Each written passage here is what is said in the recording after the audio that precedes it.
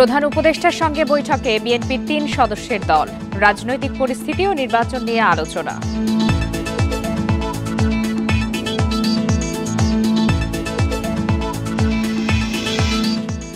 সব হত্যা, গুম, খুনের বিচার হবে আশ্বাস প্রধান উপদেষ্টার। অভ্যুত্থানে শহীদ পরিবার ও আহতদের সহায়তা।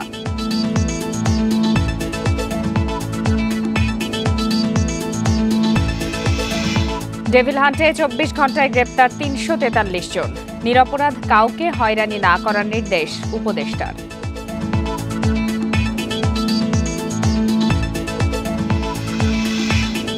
জুনের মধ্যে মূল্যস্ফীতি ৮% নামার আশা গভর্নরের। নতুন মুদ্রানীতিতে নীতি সুধার অপরিবর্তিত।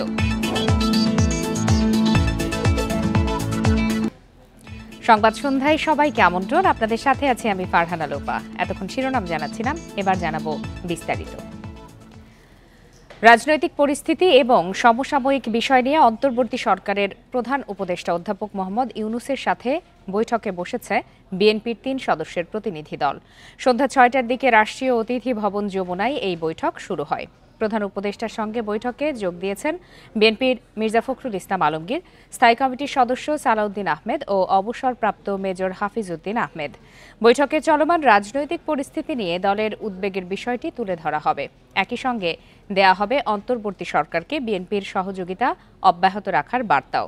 পাশাপাশি আগামী নির্বাচনের রোডম্যাপ ঘোষণার বিষয়েও আলোচনা হতে পারে।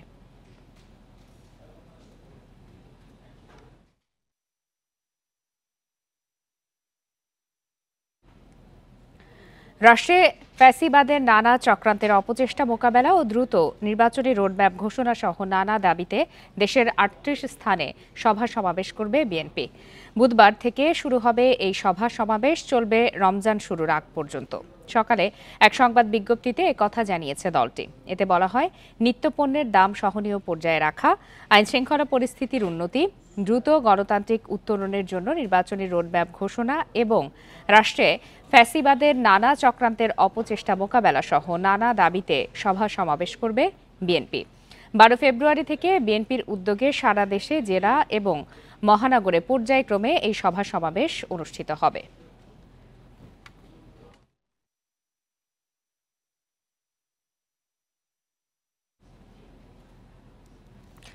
রাজনৈতিক পরিস্থিতি এবং সমসাময়িক বিষয় নিয়ে অন্তর্বর্তী সরকার প্রধানের সঙ্গে বিএনপির প্রতিনিধি দলের বৈঠকের বিষয়ে সবশেষ তথ্য জানাতে আমাদের সঙ্গে যোগ দিয়েছেন সহকর্মী জাহানারা পারভিন।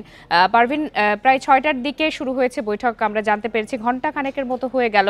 কতক্ষণ এই বৈঠক চলবে বলে জানা গেছে? আর কিছু এজেন্ডা সম্পর্কে আমরা সংবাদেও জানাচ্ছিলাম, আপনি আর কি জানতে পেরেছেন যে কোন কোন বিষয়গুলো আজকের বৈঠকে উঠে আসবে? লোপা, ১ ঘন্টা হয়ে গেল বৈঠকের। ৬টার দিকেই বিএনপি মহাসচিব মির্জা ফখরুল ইসলাম আলমগীর বিএনপির আরও ২জন স্থায়ী কমিটির সদস্যকে নিয়ে যমুনায় প্রবেশ করেছেন। বৈঠক শুরু হয়েছে এবং ১ ঘন্টা হয়ে গেছে বৈঠকের। এর আগে যে বৈঠক হয়েছিল প্রধান উপদেষ্টার সঙ্গে সেটা হয়েছিল ৪০ মিনিটের। তো এখনও যেহেতু বের হননি, আমরা তাদের বক্তব্য পাইনি, কিন্তু আমি যেটা জেনেছি বৈঠকে আসার আগেও দু একজন নেতার সঙ্গে কথা হয়েছে। বিএনপি আজকে যেটা মূলত এসছে, চলমান যে পরিস্থিতি, যে সহিংসতা হয়েছে মাঝখানে এবং দেশ জুড়ে যে অস্থিরতা, বিশেষ করে ৩২ নম্বরের যে শেখ মুজিবুর রহমানের বাড়ি ভাঙচুর এবং সারা দেশে আওয়ামী লীগ নেতাদের বাড়ি ভাঙচুর যে হয়েছে গত ৫ ফেব্রুয়ারি এবং পরদিন, তো সেই ঘটনা নিয়ে বিএনপি যে অস্থিরতা তৈরি হয়েছে সেটা নিয়ে উদ্বিগ্ন। তো সেই উদ্বেগের কথা তারা জানাবেন, এরকমটাই তাদের প্রস্তুতি ছিল। পাশাপাশি দেশে যে এক ধরনের নৈরাজ্য তৈরি হলে দেশের স্থিতিশীলতা হুমকির মুখে পড়বে, এরকম মনোভাবের কথাও তারা জানাবেন। বিএনপিরা তারা কিন্তু সেই ঘটনায় যে মতামত জানিয়েছেন সেখান থেকে আমরা বুঝতে পেরেছি তারা বলেছেন যে দেশের জন্য নির্বাচন হয়তো প্রলম্বিত হতে পারে এবং দেশের জন্য এই পরিস্থিতি ভালো হবে না, অস্থিতিশীলতা তৈরি হবে। এছাড়া নির্বাচনের রোডম্যাপ নিয়েও তারা প্রধান উপদেষ্টার কাছে জানতে চাইতে পারেন এবং বিএনপি মূলত নির্বাচনের তাগিদও আজকে দেবে, যেহেতু তারা বছরের মাঝামাঝিতে নির্বাচন করা সম্ভব বলে মনে করছে এবং এর আগে বলেছে। গতকাল নির্বাচন কমিশনের সঙ্গে বিএনপির স্থায়ী কমিটির সদস্য নজরুল ইসলাম খান বৈঠক করেছেন, সেখানেও কিন্তু এই মাঝামাঝি নির্বাচন নির্বাচন করার ব্যাপারে নির্বাচন কমিশনের প্রস্তুতি নিয়ে তারা জানতে চেয়েছে। আজকেও প্রধান উপদেষ্টার কাছে আপনার সাথে তো বিএনপির শীর্ষস্থানীয় নেতৃবৃন্দের কথা হয়, যারা বৈঠকে আছেন তাদের সাথেও কথা হয়। আজকের বৈঠকের পর তারা কি সাংবাদিকদেরকে জানাবেন কিনা, কোন কোন বিষয়ে তারা আলোচনা করেছেন, সে বিষয়ে কি তথ্য রয়েছে আপনার কাছে? লোপা, আমি যতদূর জানি বৈঠক শেষ হওয়ার পর আমাদের সঙ্গে কথা বলবেন বিএনপির মহাসচিব মির্জা ফখরুল ইসলাম আলমগীর, এমন প্রস্তুতির কথাই আমরা জেনেছি। তারপর আমরা জানতে পারবো যে আনুষ্ঠানিকভাবে তারা কি বলেছেন। পাশাপাশি প্রেস সচিবও আজকে আরেকটি ব্রিফিংয়ের কথা রয়েছে, সরকারের পক্ষ থেকে তাদের মনোভাব বা বৈঠকের বিষয় নিয়ে জানানো হবে। আমি যেটা বুঝতে পেরেছি যে এই যে সাম্প্রতিক পরিস্থিতি এবং দেশ যেন নৈরাজ্য তৈরি না হয়, এরকম বিষয়ে প্রধান উপদেষ্টা যেন পরিস্থিতি নিয়ন্ত্রণের জন্য চেষ্টা করেন। বিএনপি একটি দায়িত্বশীল দল হিসেবে বিএনপি তার অবস্থানের কথা আজকে জানাতে এসেছে। মূলত আজকের বৈঠকের এজেন্ডা কিন্তু এই চলমান যে পরিস্থিতি নিয়ে দলের অবস্থান জানানো, সেরকমটাই তারা জানানোর কথা। বৈঠক শেষ হলে কিছুক্ষণ পর হয়তো তারা বের হয়ে আসবে, তখন আমরা তাদের প্রতিক্রিয়া বা ঠিক আনুষ্ঠানিক ভাষ্যটা আপনাদের জানাতে পারবো।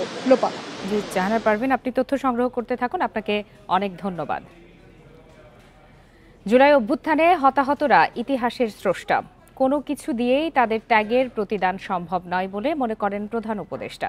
সকালে নিজ কার্যালয়ে চেক হস্তান্তরের সময়ই তিনি এসব কথা বলেন। ডক্টর ইউনূস আশ্বাস দেন, সব গুম খুনের বিচার হবে, কেউ অবিচারের শিকার হবে না।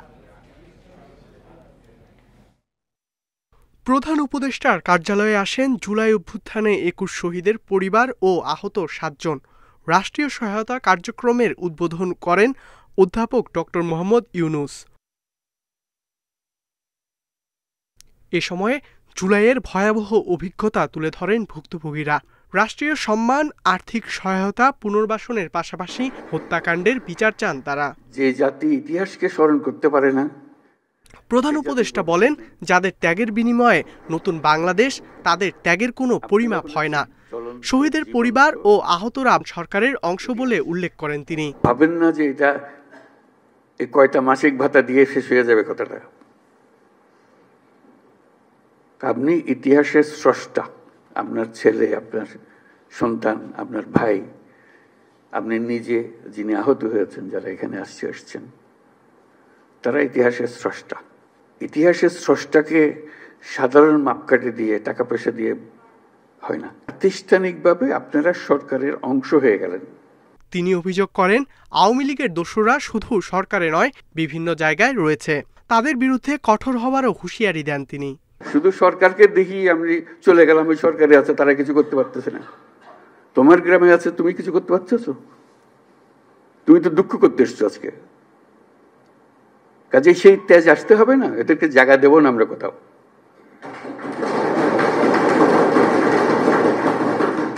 আমাকে তার ভয়ে আমার গ্রামে পথ চলতে হবে, এই বাংলাদেশ করলাম আমরা। কারোর প্রতি যাতে অবিচার না হয়, সেজন্য অপরাধীদের ধরিয়ে দেওয়ার আহ্বান জানান প্রধান উপদেষ্টা। গুরুত্বপূর্ণ দিন প্রাতিষ্ঠানিক দিক থেকে। ইকরামুল কবির, ইন্ডিপেন্ডেন্ট নিউজ, ঢাকা। গত ২৪ ঘন্টায় সারা দেশে ১৫২১ জনকে গ্রেপ্তার করা হয়েছে। বিকালে পুলিশ সদর দপ্তর থেকে এই তথ্য জানানো হয়। এতে বলা হয়েছে, অপারেশন ডেভিল হান্ট অভিযানের আওতায় গ্রেপ্তার করা হয়েছে ৩৪৩ জনকে, আর অন্যান্য মামলা ও ওয়ারেন্টের আওতায় গ্রেপ্তার করা হয়েছে ১১৭৮ জনকে। অপারেশন ডেভিল হান্ট অভিযানে একটি বিদেশি পিস্তল, ২টি ম্যাগাজিন, ১১ রাউন্ড গুলি, ৬টি শটগান কার্তুজ, ৩টি ছুরি, 3টি তলোয়ার, 1টি কুড়াল, 10টি ককটেল, 8টি লাঠি, 4টি রড ও 4টি রামদা উদ্ধার করা হয়েছে। ৮ ফেব্রুয়ারি থেকে সারা দেশে একযোগে শুরু হয়েছে বিশেষ অভিযান অপারেশন ডেভিল হান্ট।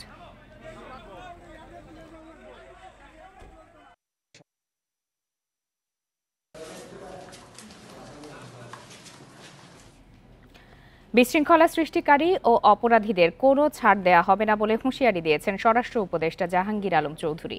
বলেন, অপারেশন ডেভিল হান্টে ছোট বড় সব অপরাধী ধরা পড়বে।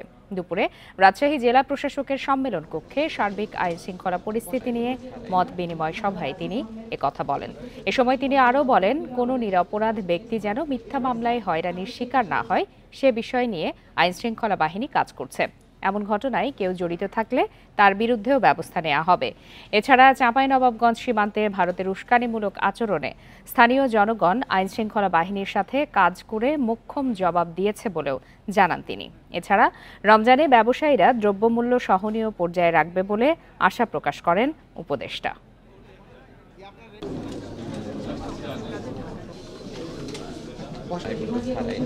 আইন শৃঙ্খলা বাহিনীর কর্মকর্তাদেরও কিন্তু আমরা ছাড় দেই নাই। আপনারা দেখছেন প্রথম দিনই কিন্তু 4 জন না 5 জন তাদের কিন্তু আইনের আওতায় নেওয়া হয়েছে। এই ক্ষেত্রে বড় ছোট কোনো ভেদাভেদ নাই, যে আসবে এই জালে সে ধরা পড়বে। নির্দোষী যেন কোনো অবস্থায় শাস্তি না পায়, এই জন্য যত ধরনের ব্যবস্থা আমরা কিন্তু নিচ্ছি। যুক্তরাজ্যে লেবার পার্টির এমপি টিউলিপ সিদ্দিক ও তার পরিবারের বিরুদ্ধে ওঠা অর্থ পাচারের অভিযোগে অন্তত 12টি দেশে তদন্ত হচ্ছে। দুর্নীতি দমন কমিশন সূত্রে এমন খবর প্রকাশ হয়েছে ব্রিটিশ গণমাধ্যম দ্য টাইমসে। এতে বলা হয়, দুদকের প্রাথমিক প্রতিবেদনে কেবল যুক্তরাজ্যেই নয়, অন্যান্য দেশেও অর্থ পাচার করা হয়েছে বলে উঠে এসেছে। এক্ষেত্রে পারস্পরিক আইনি সহায়তা চেয়ে বিভিন্ন দেশে তথ্য ও প্রমাণ সংগ্রহের জন্য অনুরোধ পাঠিয়েছে দুদক। এর আগে জানুয়ারির শেষে ঢাকায় কয়েকদিন অবস্থান করে দুদকের তদন্তে সহায়তা করেছেন ব্রিটেনের ন্যাশনাল ক্রাইম এজেন্সি এনসিএর কর্মকর্তারা। দুর্নীতির অভিযোগে দেশ বিদেশের সমালোচনার মুখে পড়েন টিউলিপ সিদ্দিক। পরে 14 জানুয়ারি ব্রিটিশ মন্ত্রিসভার অর্থনীতি বিষয়ক মন্ত্রীর পদ ছাড়েন তিনি। চূড়ান্ত হিসাবে কমে গেছে দেশের জিডিপি প্রবৃদ্ধির হার ও মাথাপিছু আয়।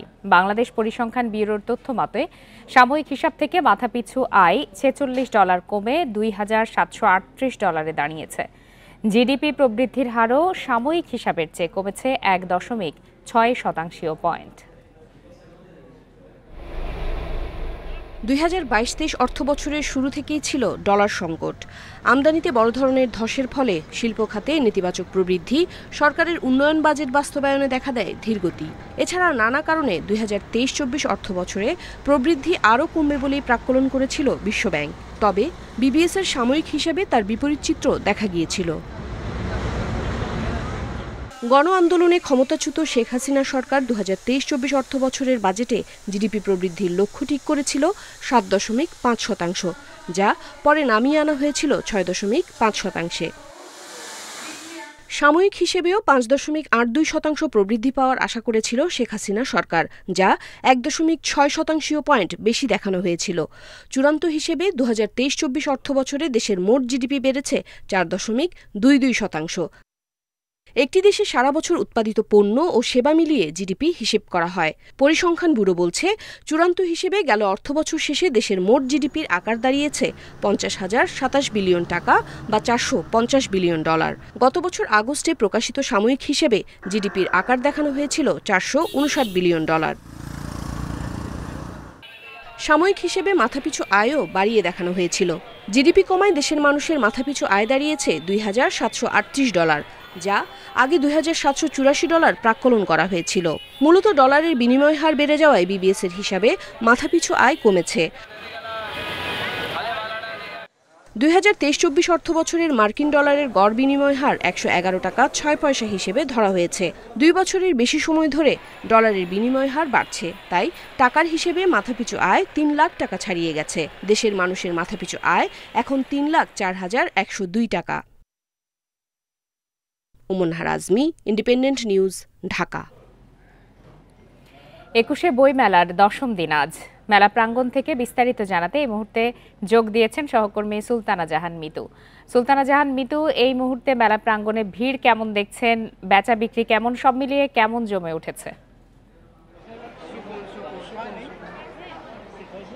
বেলা 9টায় মেলার দ্বার বন্ধ হবে, তাই মেলা শেষের দিকে সেই জন্য ভিড় কিছুটা কমেছে। তারপরে যা ভিড় আছে সেটিও নেহাত মন্দ নয়। আপনাকে যদি আমি একটু দেখাই, বইমেলার বিভিন্ন স্টলগুলোতে ভিড় আছে, পাঠক দর্শনার্থীরা বই কিনছেন। আজকে মেলার 10ম দিন। এবারের বইমেলা শুরু থেকেই ভিড় ছিল, বিশেষ করে গত দুইটি ছুটির দিন, শুক্র এবং শনিবার প্রচণ্ড ভিড় ছিল। তখন আসলে মেলায় ঠিক স্বস্তি নিয়ে হাঁটাচলা করাই দুষ্কর করছিল। আজকের যে ভিড়টি সেটি সহনীয় এবং যারা আসলে বই কিনতে চাইছেন তারা অনেকেই আজকের দিনটি বেছে নিয়েছেন। কয়েকজন পাঠক দর্শনার্থীর সাথে কথা বলেছি। আজকে 10ম দিনে মেলায় নতুন বই এসেছে 84টি এবং আজ পর্যন্ত সর্বমোট বই এসেছে 737টি এবং এর মধ্যে সবচেয়ে বেশি এসেছে উপন্যাস। প্রতিবারই অনেকটা এমনটাই হয়ে থাকে, উপন্যাসের সংখ্যা সবচেয়ে বেশি এবং উপন্যাসের পাঠকও বেশি এবং বই বিক্রিও ভালো হচ্ছে বলে বিক্রেতা প্রকাশকরা জানিয়েছেন এবং তারা আশা করছেন একেবারে মেলার শেষ অবধি এই ধারাটা থাকবে এবং শুধু বই কেনা নয়, লেখক পাঠকের একটি মিলন মেলাও বলতে পারেন বই মেলা। তো সেটিও হচ্ছে, এখানে লেখক বলছি 74 লেখক তার মতামত ব্যক্ত করছেন, পাশাপাশি পাঠকের সাথেও মত বিনিময় হচ্ছে, সেটিও চলছে এবং সবকিছু মিলিয়ে আমরা যেটি দেখছি যে এবার বই মেলা বেশ জমজমাট। এখন পর্যন্ত আসলে এই মুহূর্তে প্রধান উপদেষ্টার সাথে বৈঠক শেষে বিএনপির প্রতিনিধি দল বের হয়ে সাংবাদিকদের সঙ্গে কথা বলছেন মির্জা ফখরুল ইসলাম আলমগীর। আমরা সরাসরি চলে যাচ্ছি তার বক্তব্যে।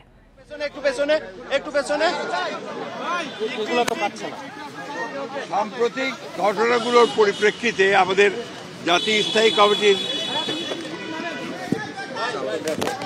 সবাই সিদ্ধান্ত হয়েছিল যে আমরা অতি দ্রুত প্রধান উপদেষ্টার সঙ্গে দেখা করে তাকে আমাদের উদ্বেগের যে বিষয়গুলো আছে সেই বিষয়গুলো তার সামনে আমরা তুলে ধরব। একটা দায়িত্বশীল রাজনৈতিক দল হিসেবে এটা আমাদের দায়িত্ব ছিল, আমরা সেই দায়িত্বটুকু পালন করেছি। আমরা আজকে যে বিষয়গুলো তার সামনে তা হচ্ছে যে এই যে ঘটনাগুলো ঘটেছে এর দায় সরকার এড়াতে পারেন না। এই জন্যে যে সরকারের বিভিন্ন যে প্রতিষ্ঠানগুলো আছে, বিভিন্ন যে বাহিনীগুলো আছে, তাদের সামনেই এই ঘটনাগুলো একের পর এক ঘটেছে, যেটা আমরা মনে করি দেশের সার্বিকভাবে দেশের যে আইন শৃঙ্খলা পরিস্থিতি তাকে যথেষ্টভাবে বিপন্ন করেছে এবং ফ্যাসিবাদকে সুযোগ করে দিয়েছে তাদের এই সম্পর্কে একটু কথা বলার।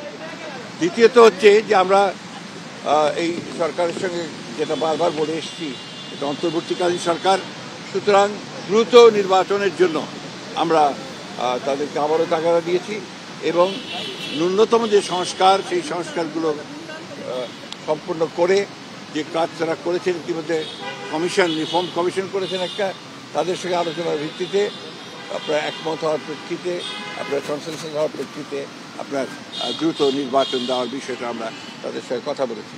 আমরা প্রশাসনে যে সমস্ত ব্যক্তি এখনও যারা দোষর ছিলেন ফ্যাসিবাদের এবং যারা ক্ষতিগ্রস্ত করেছেন বাংলাদেশকে সামগ্রিকভাবে, তাদেরকে আইনের আওতায় আনার জন্য এবং একই সঙ্গে তাদেরকে প্রশাসন থেকে সরিয়ে দেওয়ার কথা আমরা বলেছি। আমরা যারা অর্থনৈতিক ক্ষতি করেছে, লুট করেছে, যারা লুণ্ঠন করেছে, তাদেরকে আমরা আবারও ফিরিয়ে আনার জন্য, টাকা ফিরিয়ে আনার জন্য একই সঙ্গে তাদেরকে আইনের আওতায় নিয়ে আসার জন্য আমরা সেটা দাবি করেছি। আমরা একই সঙ্গে যে কথাগুলো বলেছি তা হচ্ছে যে বিগত 15 বছর 16 বছরে যে মিথ্যা মামলা দিয়ে রাজনৈতিক নেতা কর্মীদেরকে যে হয়রানি করা হয়েছে, সেই মামলাগুলো প্রত্যাহার করার ব্যাপারে আমরা নীতিগত সিদ্ধান্তের কথা বলেছি। তারা একমত হয়েছেন, তারাও আপনাদের সামনে কথা বলবেন, এই বিষয়গুলো তারা একমত হয়েছেন। আমরা দ্রব্যমূল্যের ব্যাপারে অত্যন্ত জোরালোভাবে বলেছি যে এই সরকারের অন্যতম প্রধান ব্যর্থতা হচ্ছে দ্রব্যমূল্য নিয়ন্ত্রণে না নিয়ে আসতে পারা। সেটা তারা বলেছেন যে তারা এগুলো কাজ করছেন, এই কাজগুলো দ্রুত সরকার চেষ্টা করবেন। সব শেষে আমরা আপনার আইন শৃঙ্খলা পরিস্থিতির কথা বলেছি এবং একই সঙ্গে আমরা সব শেষে যে কথাটা বলা আবারও বলেছি যে আপনার এই একটা কি চলছিলেন অভিযান, আমরা অতীতেও অনেক অভিযান দেখেছি, সেই ধরনের কোনো পুনরাবৃত্তি যেন না হয়, অর্থাৎ কোনো ইনোসেন্ট মানুষ যারা আপনার যেন না হয় এবং এটা নিয়ে আবার যেন কোনো রকমের সমস্যা তৈরি করা না হয়, এই কথাগুলো আমরা অত্যন্ত জোরের সঙ্গে বলেছি। প্রধান উপদেষ্টা এবং তার সঙ্গে যারা ছিলেন তারা আমাদেরকে আশ্বস্ত করেছেন যে অতি দ্রুত তারা নির্বাচনের ব্যবস্থা করছেন এবং তিনি বলেছেন যে ডিসেম্বরের মধ্যে তিনি নির্বাচনের ব্যবস্থা করে তারা কাজ করছেন। আমরা আশা করব যে জনগণের আশা যেটা আছে, প্রত্যাশা আছে যে অতি দ্রুত এবং একটা রোড ম্যাপ ঘোষণা করবেন তিনি, সেটার মধ্যে দিয়ে আমরা ডিসেম্বরের মধ্যেই নির্বাচন সম্পন্ন হবে বলে আমরা প্রত্যাশা করছি, জনগণও প্রত্যাশা করছে। এবং সেই সঙ্গেই আমরা যেটা বিশ্বাস করি যে গণতান্ত্রিক সরকারের যে আপনার ট্রানজিশন হবে গণতান্ত্রিক ব্যবস্থায় সেটা অনেক সহজ হয়ে যাবে যদি আপনার একটা নির্বাচন অনুষ্ঠিত হয়। অনেক ধন্যবাদ। আমি আপনাদেরকে এটা দিয়ে যাবো। স্যার একটা ছোট্ট একটা প্রশ্ন, সেটা হচ্ছে যে উপদেষ্টা আজকে একজন উপদেষ্টা বলেছেন যে জাতীয় নির্বাচনের আগে স্থানীয় নির্বাচনের বিষয়ে নীতিগত সিদ্ধান্ত তারা নিয়েছেন, আলাপ আলোচনা করে পরবর্তী আমরা স্থানীয় সরকারের ব্যাপারে কোনো মতেই একমত হব না। আমরা খুব পরিষ্কার করে আগেও বলেছি, এখনো বলছি যে জাতীয় সরকারের আগে কোনো নির্বাচন হবে না। এটা ওনারা ঠিক করবেন, তবে ওনারা সম্ভব 15 তারিখের মধ্যেই ওনারা কিছু একটা বলতে যাবেন। ধন্যবাদ।